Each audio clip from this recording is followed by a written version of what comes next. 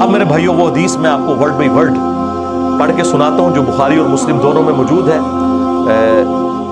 سورہ التوبہ کی آیت نمبر 118 کے کانٹیکسٹ میں کعب بن مالک کی توبہ کا بیان یہ صحیح بخاری میں باقاعدہ امام بخاری نے باب باندھا ہے, اور اس حدیث کا انٹرنیشنل نمبر ہے 4418, اور یہ حدیث مسلم میں بھی ہے 7016. ورڈ بائی ورڈ میں یہ حدیث بیان کروں گا کیونکہ اس کی رکت اسی میں ہے کہ میں اسے لفظ با لفظ بیان کروں, آپ اس تکلیف کا احساس کریں جس سے کعب بن مالک گزرے, اور پھر الٹیمیٹلی ان کی توبہ قبول ہوئی, اور ایسی توبہ قبول ہوئی کہ قیامت تک قرآن میں ان کی توبہ کا ذکر ہے کہ اللہ نے قبول کی, اور اس کی وجہ سے اس سورت کا نام سورہ توبہ ہے جب وہ غزوہ تبوک سے پیچھے رہ گئے. یہ ان کا بیٹا ہے عبداللہ, وہ اس حدیث کو بیان کرتا ہے. امام بخاری نے چند واسطوں سے ان کے بیٹے سے یہ حدیث لی ہے.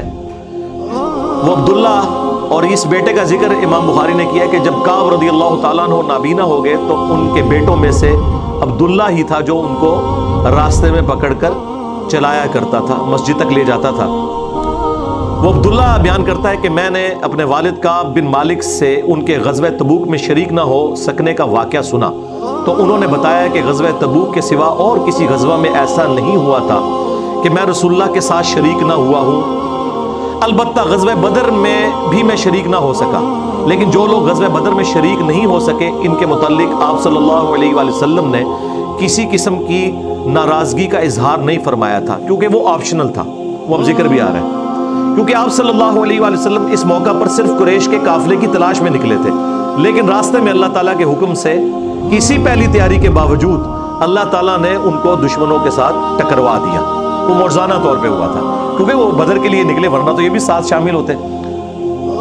میں لیلہ عقبہ میں رسول اللہ کی خدمت میں حاضر ہوا تھا, یعنی وہ مدینہ کے لیے جو ہجرت کے لیے جن چند ساتھیوں نے انصار مدینہ نے راہ ہموار کی تھی ان میں یہ شامل تھے, جو نبی الاسلام کی زندگی کا ایک ٹرننگ پوائنٹ تھا, ایک آلٹرنیٹو بیس مل گیا. تو کہتے ہیں میں اس رات موجود تھا. یہ وہی رات ہے جس میں ہم نے مکہ میں اسلام کے لیے عہد کیا تھا, اور مجھے تو یہ غزوہ بدر سے بھی زیادہ عزیز ہے. اگرچہ بدر کا لوگوں کی زبانوں پر چرچا زیادہ ہے, میرا واقعہ یہ ہے کہ میں اپنی زندگی میں کبھی اتنا قوی اور اتنا صاحب مال نہیں ہوا تھا جتنا غزوہ تبوک کے موقع پر, جبکہ میں آپ صلی اللہ علیہ وآلہ وسلم کے ساتھ تبوک کے غزوے میں شریک نہ ہو سکا. خدا کی قسم اس سے پہلے کبھی میرے پاس 2 اونٹ بھی جمع نہیں ہوئے تھے, لیکن اس موقع پر میرے پاس 2 اونٹ تھے.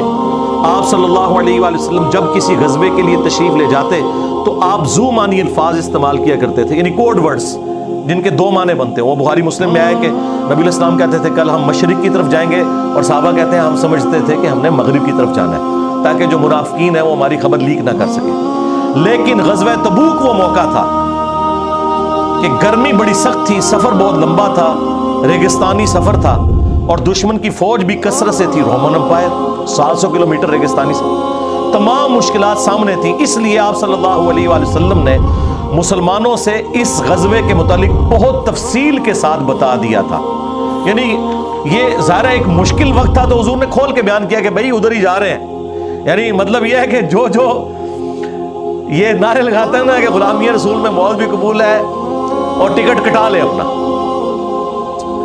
تاکہ اس کے مطابق پوری طرح تیاری کر لے. چنانچہ آپ صلی اللہ علیہ وآلہ وسلم نے اس کی سمت بھی نشاندہی کر دی جدھر سے آپ کا جانے کا ارادہ تھا.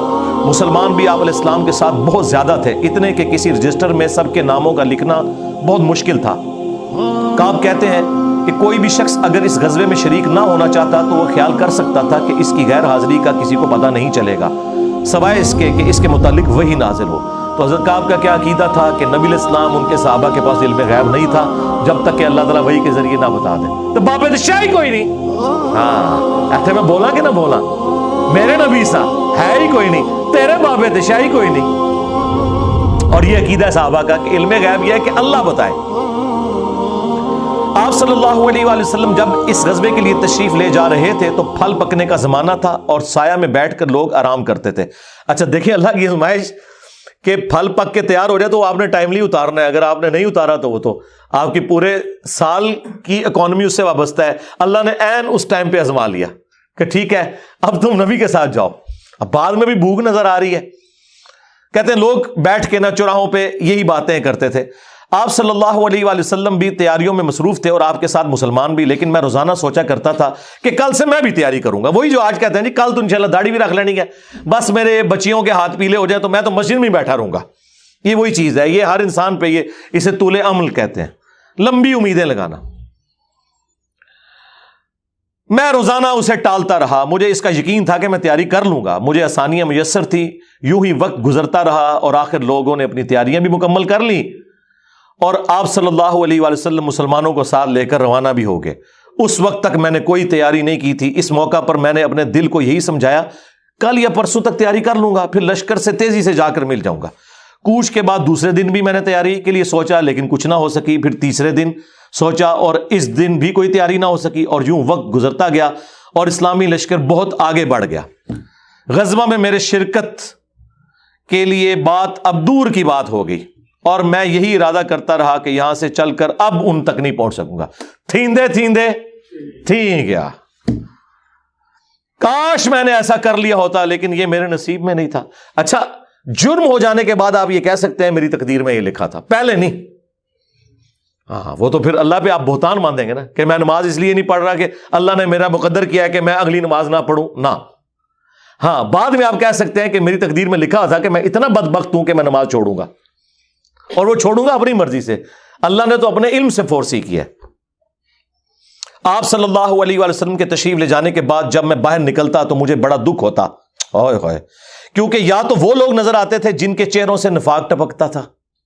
ہاں، اب پیچھے رہنے والے تو وہ تھے جو ہے ہی منافقین تھے شکلوں سے، ٹھیک ہے، یا پھر وہ لوگ تھے جنہیں اللہ نے معذور اور ضعیف قرار دے کر معاف کر دیا تھا. وہ سورہ التوبہ میں 92 نمبر آیت میں گزرا ہے نا کہ وہ لوگ پھر رسول اللہ سے اس حال میں واپس ہوتے ہیں کہ ان کی آنکھیں آنسوؤں سے تر ہوتی ہیں کہ نہ حضور انہیں کوئی سواری دے سکتے ہیں، غریب لوگ ہیں. اور وہ لوگ بھی جو مریض ہیں ان کو اللہ تعالیٰ نے اس حوالے سے چھٹکارا دے دیا. آپ صلی اللہ علیہ وآلہ وسلم نے میرے بارے میں کسی سے کچھ نہیں پوچھا، لیکن جب آپ تبوک پر پہنچے تو وہیں ایک مجلس میں آپ نے دریافت کیا کہ کعب نے کیا کیا. آپ نظروں میں تو تھا نا جی، خاص بندے جو ہوتے ہیں وہ نظروں میں تو ہوتے ہیں. یعنی یہ تو ایکسپیکٹ ہی نہیں نہ کیا جا سکتا کہ مین ٹیم ممبر پیچھے رہ جائے. تو اس سے اندازہ لگائے کہ حضرت کعب بن مالک کو چھوٹے بندے نہیں تھے. بنو سلمہ کے ایک صاحب نے کہا یا رسول اللہ اس کے غرور نے اسے آنے نہیں دیا. اس پر حضرت معاذ ابن جبل بولے تم نے بری بات کہی. یا رسول اللہ خدا کی قسم ہمیں ان کے متعلق خیر کے سوا اور کچھ معلوم نہیں. تو نبی علیہ السلام نے اس کے جواب میں کچھ نہیں فرمایا. دیکھیں انہوں نے پوری رپورٹ لی ہے پیچھے سے کہ کیا کچھ ہوتا رہا وہاں. اب حضور نے کوئی ورڈنگ دی، ظاہر ہے نبی علیہ السلام کو بھی غصہ تھا. کعب بن مالک رضی اللہ تعالیٰ نے بیان کیا کہ جب مجھے معلوم ہوا کہ نبی علیہ السلام واپس تشریف لا رہے ہیں تو اب مجھ پر فکر سوار ہونے لگی اور میرا ذہن کوئی ایسا جھوٹا بہانہ تلاش کرنے لگا جس سے میں کل حضرت کی ناراضگی سے بچ سکوں. دیکھیں وہ بھی عام انسان تھے، اتنے اولو العزم صحابہ، لیکن ظاہر نفس تو ہر بندے کے ساتھ لگا ہے. وہ بھی سوچ رہے ہیں کہ یار چلو میں بہانہ کر لوں گا، کوئی مجبوری تھی. اوئے ہوئے ہوئے ہوئے. اپنے گھر کے ہر عقل مند آدمی سے اس کے متعلق میں نے مشورہ بھی کی، لیکن جب مجھے معلوم ہوا کہ نبی علیہ السلام مدینے سے بالکل قریب آ چکے ہیں تو غلط خیالات میرے ذہن سے بالکل نکل گئے اور مجھے یقین ہو گیا کہ اس معاملے میں جھوٹ بول کر اپنے آپ کو کسی طرح محفوظ نہیں کر سکتا. چنانچہ میں نے سچی بات کہنے کا پختہ ارادہ کر لیا. صبح کے وقت حضرت جب تشریف لائے تو آپ صلی اللہ علیہ وآلہ وسلم جب کسی سفر سے واپس آتے تھے تو آپ کی یہ مبارک عادت تھی کہ پہلے مسجد میں تشریف لے جا کر 2 رکعت نوافل پڑھتے، پھر لوگوں کے ساتھ مجلس میں بیٹھتے. جب آپ اس عمل سے فارغ ہو چکے تو آپ کی خدمت میں لوگ آنے لگے جو غزوہ میں شریک نہیں ہوئے تھے اور قسم کھا کھا کر اپنے عذر بیان کرنے لگے، اور ایسے لوگوں کی تعداد 80 کے قریب تھی. یعنی 80 لوگ ایسے تھے جو جھوٹے بہانے لگا رہے تھے. آپ صلی اللہ علیہ وآلہ وسلم نے ان کے ظاہر کو قبول فرما لیا اور ان سے دوبارہ سے عہد بھی لے لیا، ان کے لیے دعائے مغفرت بھی کی. دیکھو جی، آپ لوگ تو کہتے ہیں کوئی بزرگ دعا کر دے، حضور نے بھی دعائے مغفرت کر دی ہے، لیکن اللہ نے کراس پھیر دیا ہے. ہاں یہ ذہن میں رکھیں. آپ نے بہانہ بھی قبول کر لیا، دوبارہ سے بیعت بھی کر لی، چلو تجدید عہد بھی ہو گیا جی. اگر بیعت ٹوٹ گئی تو دوبارہ ہو گئی، اور دعا بھی کر دی اور ان کے باطن کو اللہ کے سپرد کر دیا. کیا بات ہے جی. یہ میرے نبی کا ہی جگر ہے جی، شکلوں سے بھی پہچان لیا ہے، صحابہ اگر پہچان ہے کا باطن کا معاملہ اللہ جانے، اس کے بندے جانے۔ اس کے بعد میں حاضر ہوا، میں نے سلام کیا تو آپ علیہ السلام مسکرائے، آپ کی مسکراہٹ میں ناراضگی تھی۔ آپ نے فرمایا آؤ، میں چند قدم چل کر آپ کے سامنے بیٹھ گیا۔ آپ نے مجھ سے دریافت کیا کہ تم غزوہ میں کیوں شریک نہیں ہوئے، کیا تم نے کوئی سواری نہیں خریدی تھی؟ میں نے عرض کیا میرے پاس سواری موجود تھی، اللہ کی قسم اگر میں آپ کے سوا کسی دنیا دار شخص کے سامنے آج بیٹھا ہوتا تو کوئی نہ کوئی بہانہ کر لیتا اور اس کی ناراضگی سے بچ جاتا۔ مجھے خوبصورتی کے ساتھ گفتگو کا سلیقہ بھی معلوم ہے، لیکن اللہ کی قسم مجھے یقین ہے کہ اگر آج میں آپ کے سامنے کوئی جھوٹا بہانہ کر بھی دوں اور آپ راضی بھی ہو جائیں تو بہت جلد اللہ تعالیٰ آپ کو مجھ سے ناراض کر دے گا، کیونکہ میں بظاہر تو بہانہ کروں گا لیکن اللہ تو وحی کے ذریعے آپ کو بتا دے گا یہ جھوٹ بول رہا ہے۔ اس کی بجائے اگر میں آپ سے سچی بات کروں تو یقیناً آپ کو میری طرف سے ناراضگی تو ہوگی، لیکن اللہ سے مجھے امید ہے کہ وہ مجھے معاف کر دے گا۔ خدا کی قسم مجھے کوئی عذر نہیں تھا، اللہ کی قسم اس وقت سے پہلے میں کبھی اتنا آسودہ حال نہیں تھا، اور پھر بھی میں آپ کے ساتھ شریک نہ ہو سکا۔ نبی علیہ السلام نے فرمایا کہ اس نے سچی بات بتا دی، اچھا اب جاؤ یہاں تک کہ اللہ تمہارے بارے میں خود ہی کوئی فیصلہ کرے۔ میں اٹھ گیا اور میرے پیچھے بنو سلمہ کے کچھ لوگ بھی دوڑے آئے اور مجھ سے کہنے لگے اللہ کی قسم ہمیں تمہارے متعلق یہ معلوم نہیں تھا کہ اس سے پہلے تم نے کوئی گناہ کیا ہو، تم نے تو بڑی غلطی کی۔ آپ علیہ السلام کے سامنے ویسے ہی کوئی بہانہ کر دیتے جیسا کہ دوسرے لوگوں نے کیا، تمہارے گناہ کے لیے نبی علیہ السلام کا استغفار ہی کافی ہو جاتا، وہی جو کچھ بھی ہے تیرے محبوب کی امت سے ہے۔ لیکن سرکار یہ کعب بن مالک تھے، ان کو پتا تھا، اور مشورہ دینے والے بھی صاحب ہیں، دیکھو کیا مشورہ دے رہے ہیں کہ کو بہانہ کر لینا سی، حضور نے دعا کرنی سی۔ مینٹالٹی اس زمانے میں بھی اس طرح ہی تھی، یہ نہ سمجھیں آج کے لوگ ہی کہتے ہیں، اس زمانے میں بھی ڈھیلے مسلمان تو تھے، تو حضور نے تیرے لیے دعا کر دینی تھی، تو نے تو یہ کام۔ اللہ کی قسم ان لوگوں نے مجھے اتنی ملامت کی کہ مجھے خیال آیا کہ واپس جا کر کوئی جھوٹا بہانہ کر ہی آؤں۔ اندازہ کرو ایڈا انہوں نے کیتا کہ چلو ٹھیک ہے میں جا کے بہانہ کر لوں۔ پھر میں نے ان سے پوچھا کیا میرے علاوہ کسی اور نے بھی کوئی ایسا عذر بیان کیا ہے؟ تو انہوں نے بتایا کہ ہاں 2 حضرات اور ہیں جنہوں نے معذرت کی جس طرح تم نے کی، اور انہیں بھی وہی جواب ملا جو تمہیں ملا۔ میں نے پوچھا وہ کون ہے؟ تو انہوں نے بتایا کہ مرارہ بن ربیع اور ہلال بن امیہ رضی اللہ عنہما، ان 2 ایسے صحابہ کا نام انہوں نے لے دیا جو صالح تھے اور اصحاب بدر بھی تھے، ان کا طرز عمل میرے لیے نمونہ بن گیا۔ انہوں نے کہا اگر یہ 2 بدری صحابی بھی ان کے ساتھ بھی یہی کچھ ہوا ہے نا تو میں اچھے لوگوں کی فہرست میں اب شامل ہو جاؤں، میں اب پکا رہوں۔ ان کا طرز عمل میرے لیے نمونہ بن گیا۔ چنانچہ انہوں نے جب ان بزرگوں کا نام لیا تو میں اپنے گھر چلا آیا۔ آپ علیہ السلام نے لوگوں کو ہم سے بات چیت کرنے سے ممانعت کر دی۔ لو جی سوشل بائیکاٹ ہو گیا۔ اللہ اکبر۔ بہت سے لوگ جو غزوے میں شریک نہیں ہوئے تھے ان میں سے صرف ہم 3 تھے، لوگ ہم سے الگ رہنے لگے اور سب لوگ بدل گئے۔ ایسا نظر آتا تھا کہ ہم سے ساری دنیا بدل گئی ہے، ہمارا اس سے کوئی واسطہ ہی نہیں۔ 50 دن تک ہم اسی حال میں رہے۔ میرے 2 ساتھیوں نے تو اپنے گھروں سے نکلنا ہی چھوڑ دیا، ہر وقت روتے رہتے تھے، لیکن میرے اندر ہمت تھی، میں باہر نکلتا تھا، مسلمانوں کے ساتھ نماز میں بھی شریک ہوتا تھا اور بازاروں میں بھی گھومتا تھا، لیکن کوئی شخص مجھ سے بولتا نہیں تھا۔ میں نبی علیہ السلام کی خدمت میں بھی حاضر ہوتا، آپ کو سلام بھی کرتا۔ جب آپ نماز کے بعد مجلس میں بیٹھتے تو میں اس کی جستجو میں لگا رہتا کہ دیکھوں سلام کا جواب دیتے ہیں یا نہیں، اور میری نظر حضور کے ہونٹوں کی طرف ہوتی کہ جواب میں ہلے یا نہیں۔ کنکھیوں سے دیکھتے رہتے، اب حضور جواب بھی نہیں دے رہے۔ پھر میں کوشش کرتا کہ آپ کے قریب ہی نماز پڑھوں، اور میں آپ کو کنکھیوں سے دیکھتا رہتا ایسے کر کے۔ جب میں اپنی نماز میں مشغول ہو جاتا تو رسول اللہ میری طرف دیکھتے، لیکن جو ہی میں آپ کی طرف دیکھتا تو آپ رخ انور پھیر لیتے۔ ظاہر ہے حضور کو بھی تو محبت تھی اپنے صحاب کے ساتھ، حضور دیکھتے تھے، وہ جب یعنی اپنی ناراضگی کا اظہار وہ اگر نماز میں بھی حضور کی طرف دیکھ رہے ہیں تو حضور چہرہ انور پھیر لیتے۔ تو میں ایک دن ابو قتادہ کے باغ کی دیوار پر چڑھ گیا، وہ میرے چچا زاد بھائی تھے اور مجھے ان سے بہت گہرا تعلق تھا۔ میں نے انہیں سلام کیا، لیکن اللہ کی قسم انہوں نے بھی میرے سلام کا جواب نہیں دیا۔ میں نے کہا ابو قتادہ تمہیں اللہ کی قسم کیا تم نہیں جانتے کہ اللہ اور اس کا رسول سے مجھے کتنی محبت ہے؟ انہوں نے کوئی جواب نہیں دیا. میں نے دوبارہ ان سے یہی سوال کیا, اللہ کی قسم دے کر پوچھا, لیکن وہ پھر بھی خاموش رہے.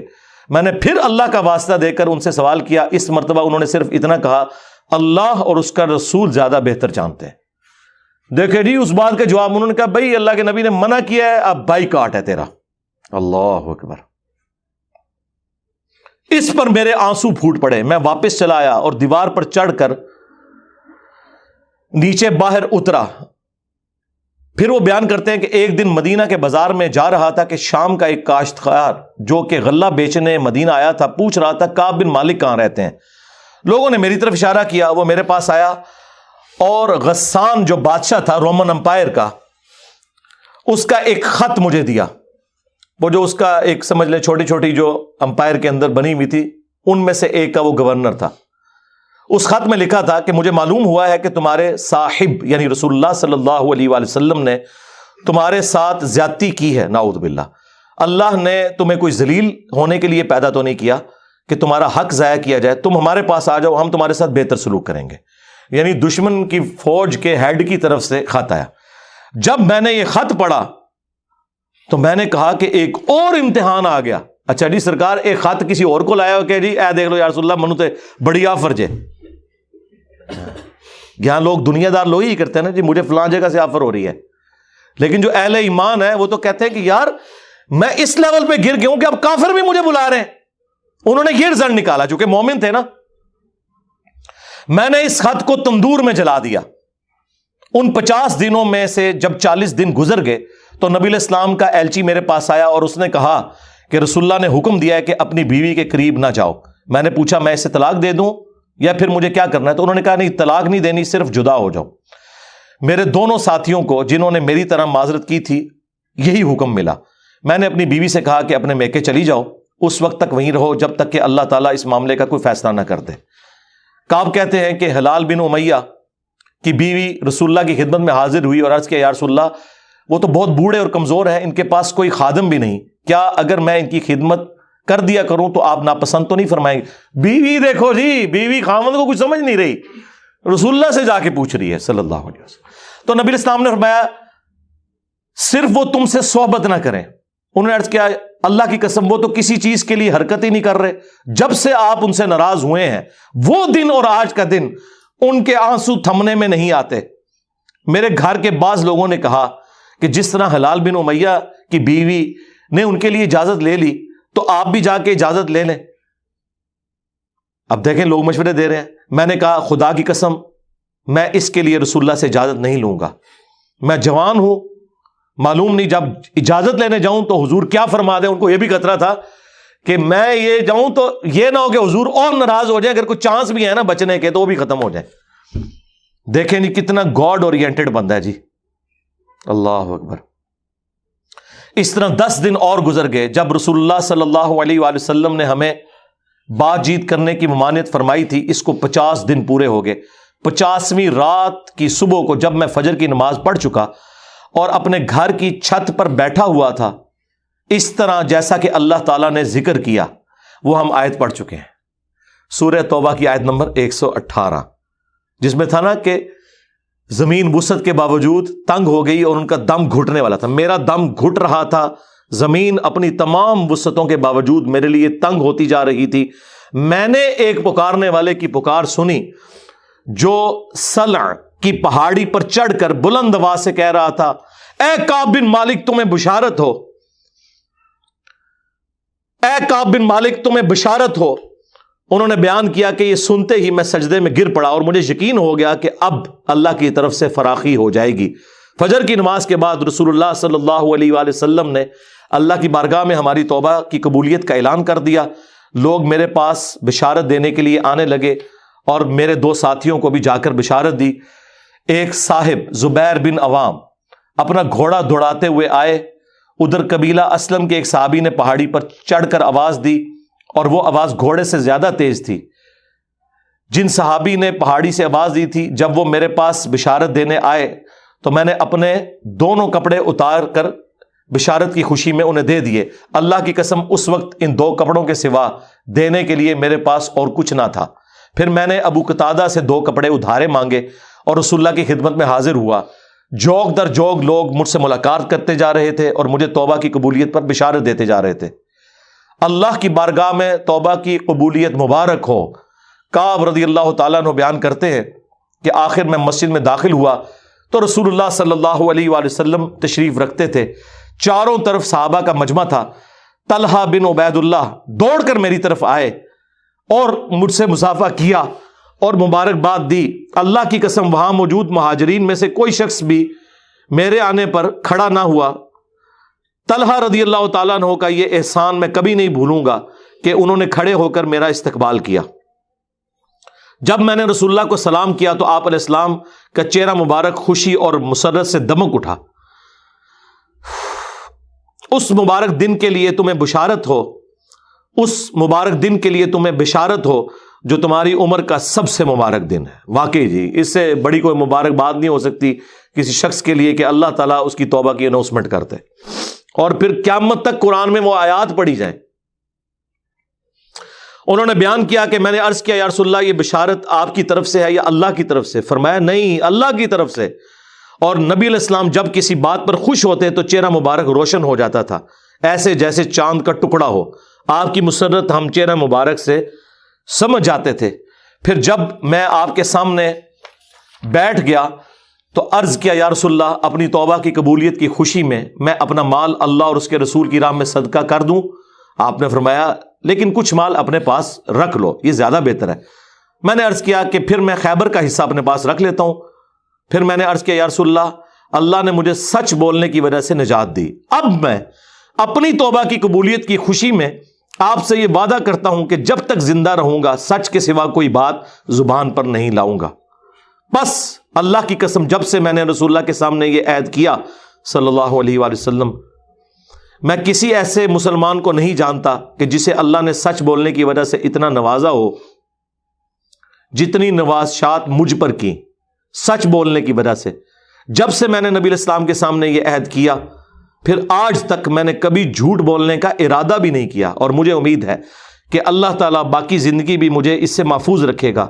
اور اللہ نے اپنے رسول پر آیت نازل کی، اور وہی آیت نمبر 118 اور 119 نمبر، یقیناً اللہ تعالیٰ نے نبی، مہاجرین اور انصار کی توبہ قبول کی، اور پھر وَكُونُوا مَعَ الصَّادِقِينَ تک۔ خدا کی قسم اللہ تعالیٰ کی طرف سے اسلام کے لیے ہدایت کے بعد میری نظر میں رسول اللہ کے سامنے سچ بولنے سے بڑھ کر اللہ کا مجھ پر کوئی اور انعام نہیں ہوا کہ میں نے جھوٹ نہیں بولا اور اس طرح اپنے آپ کو ہلاکت سے بچا لیا۔ جیسا کہ جھوٹ بولنے والے ہلاک ہوئے، نزول وحی کے زمانے میں جھوٹ بولنے والوں پر اللہ تعالیٰ نے اتنی شدید وعید فرمائی جتنی شدید وعید کسی اور کے لیے نہیں تھی۔ اور وہ سورہ التوبہ کی آیت نمبر 96 کا انہوں نے پھر یہاں پہ حوالہ دیا کہ عنقریب جب تم اے نبی واپس جاؤ گے تو یہ جھوٹے بہانے کریں گے، اور اگر تم ان سے راضی بھی ہو جاؤ اللہ تعالیٰ ان سے راضی نہیں ہوگا۔ کعب کہتے ہیں کہ چنانچہ ہم 3 ان لوگوں کے معاملے سے جدا رہے جنہوں نے رسول اللہ کے سامنے جھوٹی قسمیں کھائی تھیں اور آپ نے ان کی بات مان بھی لی تھی اور ان سے بیعت بھی لے لی اور ان کے لیے دعائے مغفرت بھی کی۔ ہمارا معاملہ رسول اللہ نے چھوڑ دیا اور اللہ نے خود اس کا فیصلہ کیا، اور پھر اللہ تعالیٰ نے یہ آیت نازل کی جو ہم نے یہ پڑھی سورہ التوبہ کی آیت نمبر 118، وَعَلَى الثَّلَاثَةِ الَّذِينَ خُلِّفُوا حَتَّى إِذَا ضَاقَتْ عَلَيْهِمُ الْأَرْضُ بِمَا رَحُبَتْ وَضَاقَتْ عَلَيْهِمْ أَنفُسُهُمْ وَظَنُّوا أَن لَّا مَلْجَأَ مِنَ اللَّهِ إِلَّا إِلَيْهِ ثُمَّ تَابَ عَلَيْهِمْ لِيَتُوبُوا إِنَّ اللَّهَ هُوَ التَّوَّابُ الرَّحِيمُ۔